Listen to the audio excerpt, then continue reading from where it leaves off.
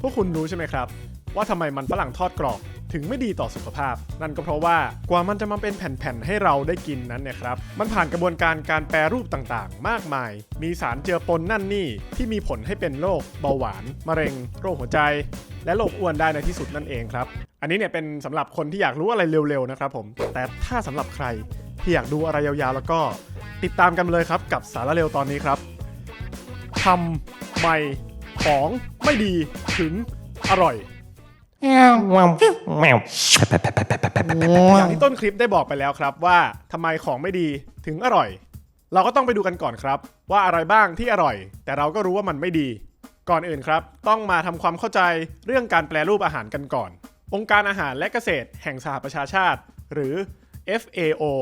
ได้แบ่งกลุ่มของอาหารแปรรูปตามระบบ NOVA Food Classification System ออกเป็น 4 กลุ่มดังนี้ครับอันที่1ครับunprocessed หรือ minimally processed food หรืออาหารที่ไม่ผ่านการแปรรูปหรือแปรรูปต่ำมากๆครับเช่นผักผลไม้เนื้อสัตว์ไข่ส่วนอันที่2ครับเรียกว่า processed culinary ingredients หรือวัตถุดิบที่ผ่านการแปรรูปเช่นน้ำตาลเกลือน้ำมันพืชไซรัปเนยมาถึงกลุ่มที่3ครับ processed food หรืออาหารแปรรูปเช่นแฮมชีสอาหารอะไรก็ตามครับที่ผ่านการปรุงไม่ว่าจะเป็นต้มผัดแกงทอดหอมอร่อยในพริบตามาถึงข้อที่4ครับเรียกว่า ultra processed food หรืออาหารแปรรูปขั้นสูงตัวอย่างนะครับก็เช่นแฮมเบอร์เกอร์ไอศครีมขนมสแน็คต่างๆก็ด้วยอาหารในกลุ่มนี้นะครับถ้าจะให้นิยามง่ายๆเลยเนี่ยก็คืออาหารที่ผ่านการแปรรูปจนมันไม่เหลือเค้าโครงเดิมของมันเลยนี่ครับเช่นแผ่นมันฝรั่งนี้ครับผม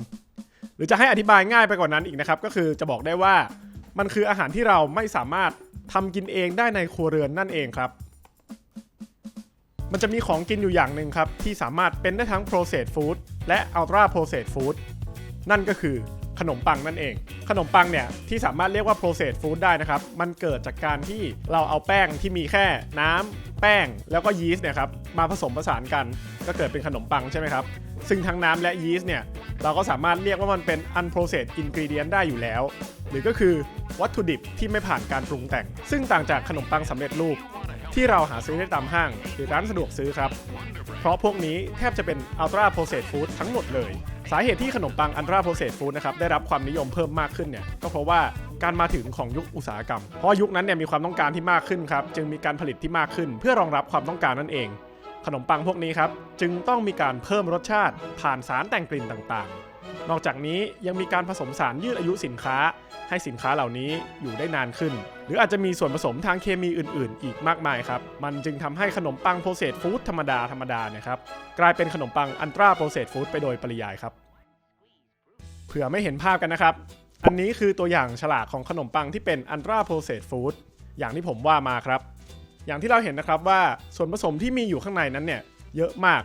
ตัวละครหลักๆที่เรามักจะพูดกันถึงบ่อยๆนะครับก็คือไขมันอิ่มตัวซึ่งไอ้เจ้าไขมันอิ่มตัวนะครับก็คือสาเหตุของการทำให้เกิดโรคอ้วนนอกจากนี้ยังมีสารแต่งความหวานเกลือสารกันบูดเยอะแยะมากมายเต็มไปหมดครับโดยไอ้ส่วนผสมต่างๆที่ผมได้กล่าวไปไม่ว่าจะเป็นน้ำตาลเกลือไขมันนะครับล้วนแล้วแต่ให้ผลในเชิงความสุขต่อสมองไม่ต่างจากพวกนิโคตินหรือแอลกอฮอล์นั่นเองนอกจากนี้ครับความพิเศษของอัลตร้าโปรเซสฟู้ดเหล่านี้ก็คือเขาออกแบบมาให้เรากินมันได้เรื่อยๆนี่แหละครับมาถึงตรงนี้ครับเคยสงสัยกันไหมครับว่าทำไมเวลาพวกเรากินอัลตร้าโปรเซสฟู้ดเนี่ยเราถึงเอนจอยกับมันเหลือเกินกินยังไงก็กินไม่อิ่มครับหรือว่าต้องกินเยอะกว่าเดิม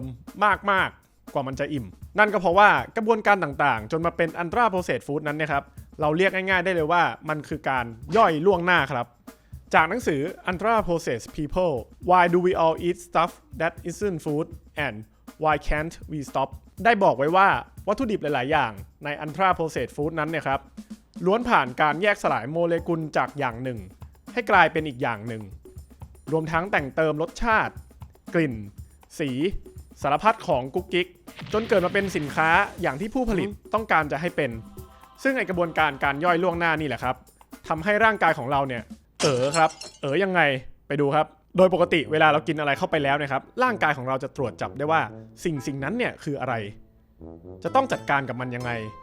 แล้วก็ตอบกลับไปที่สมองครับเพื่อให้เกิดความอิ่ม แต่กับไอ้เจ้า Ultra Processed Food เนี่ยครับร่างกายของเราไม่รู้เลยครับว่าไอ้เจ้าเนี้ยที่มันเข้ามาในร่างกายเนี่ยคืออะไรอธิบายให้เห็นภาพนะครับวันนี้คุณทานสเต็กเนื้อพิคันย่า A5 Medium Rare นะครับผมร่างกายของคุณก็จะบอกว่าทุกคนเรากำลังจะมีโปรตีนเข้ามานะครับร่างกายก็จะเกิดการเตรียมตัวให้พร้อมครับสำหรับการรองรับสิ่งที่กำลังทานเข้าไป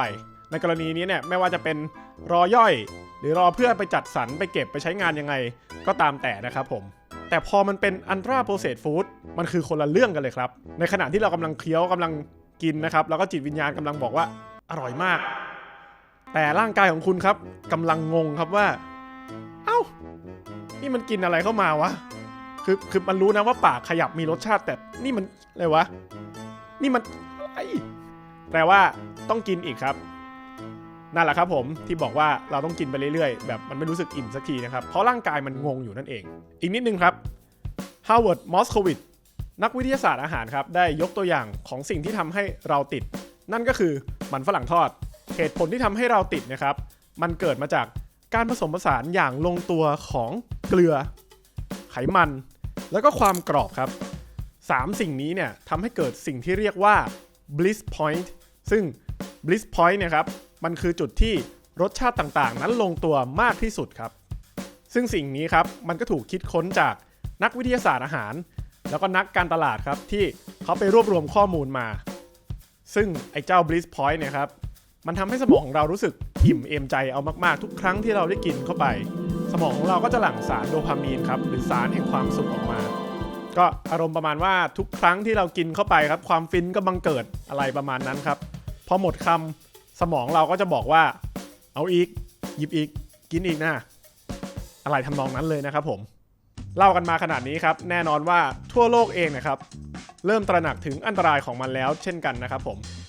ในปีคศ2023ครับ BMJ National Center of Biotechnology Information ครับได้มีการสำรวจแล้วพบว่าทั้งในประเทศอังกฤษและสหรัฐอเมริกาครับนับเป็นประเทศที่มีการบริโภค Ultra Processed Food มากที่สุดโดยข้อค้นพบนะครับพบว่าในร่างกายของเหล่าผู้คนในประเทศข้างต้นที่กล่าวไปครับ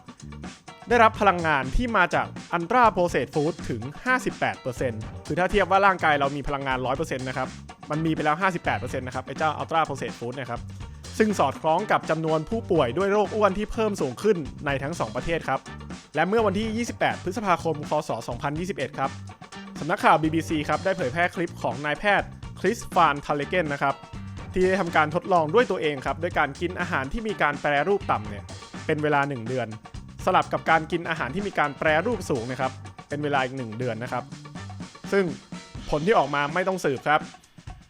ร่างกายพี่แกเละครับคือค่าทุกอย่างก็เพิ่มสูงขึ้นนะครับผมและที่น่าสนใจคือผลจาก Ultra Processed Food ครับผลข้างเคียงที่เขาได้รับเนี่ยก็คือทำให้เขาเกิดความหิวมากกว่าเดิมโดยการวัดจากฮอร์โมนที่ทำหน้าที่กระตุ้นให้เกิดความหิวเพิ่มสูงขึ้นถึง 30% ครับแต่สลับกันครับกับฮอร์โมนที่มีส่วนทำให้เรารู้สึกอิ่มเนี่ยลดลงและที่น่าตกใจไปมากกว่านั้นครับคือคุณคริสได้ทำการสแกนสมองของตัวเองครับทั้งก่อนและหลังทดลองกิน Ultra Processed Food ครับและมีข้อค้นพบว่าหลังจากทานมาได้1เดือนเนี่ยภายในสมองเขาเกิดจุดเชื่อมต่อใหม่มากขึ้นอย่างเห็นได้ชัดซึ่งก็สามารถอนุมานได้ครับว่า Ultra Processed Food นั้นทำงานกับสมองโดยตรงของเราทำให้เราเนี่ยอยากกินมันมากขึ้นต่อให้เราจะไม่ต้องการกินมันจริงๆก็ตามมีเทรนด์เกิดขึ้นมากมายครับเกี่ยวกับเรื่องนี้อย่างในปีคศ2016ครับชิลีซึ่งถือเป็นประเทศที่มีอัตราการเป็นโรคอ้วนในเด็กเนี่ยสูงที่สุดแห่งหนึ่งของโลกนะครับก็มีมาตรการออกมาให้เจ้าของสินค้าระบุข้อความเตือนบนฉลากนะครับว่าอาหารดังกล่าวเนี่ยมีปริมาณน้ำตาลไขมัน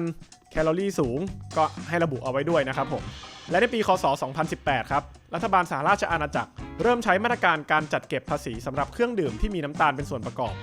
และทำให้ผู้ผลิตเครื่องดื่มจำนวนหนึ่งนะครับตอบโต้ด้วยการลดปริมาณการใช้น้ำตาลในเครื่องดื่มลงในขณะที่สหประชาชาติตั้งเป้าไว้ว่าตั้งแต่ปีคศ2016ถึงคศ2025ครับจะเป็นทศวรรษแห่งการจัดการเรื่องโภชนาอย่างจริงจังซึ่งเรื่องของ Ultra Processed Food ครับก็ถือเป็นหัวข้อสำคัญที่สหประชาชาติเนี่ยให้ความสำคัญมากที่สุดครับตัดกลับมาที่ประเทศไทยของเรานะครับที่แทงสวนเรื่องนี้อย่างชัดเจนครับผมเพราะข้อมูลจาก Euro Monitor Passport Database ครับคาดการณ์ว่าประเทศไทยเราจนถึงปีพ.ศ. 2569พบว่า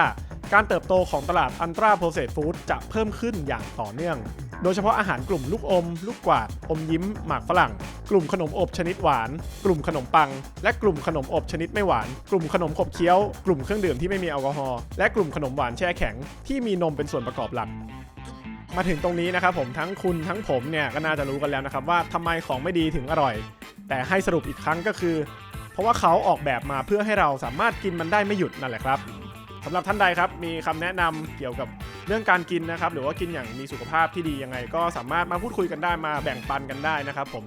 แล้วก็ถ้าชอบเนื้อหาของเราครับก็ฝากกดไลค์กดแชร์กดซุปเปอร์แตงให้ผมไปซื้ออันท่าโปรเซสฟู้ดกินกันต่อนะครับผมสำหรับสาระเร็ววันนี้ครับผมขอตัวลาไปก่อนสวัสดีครับ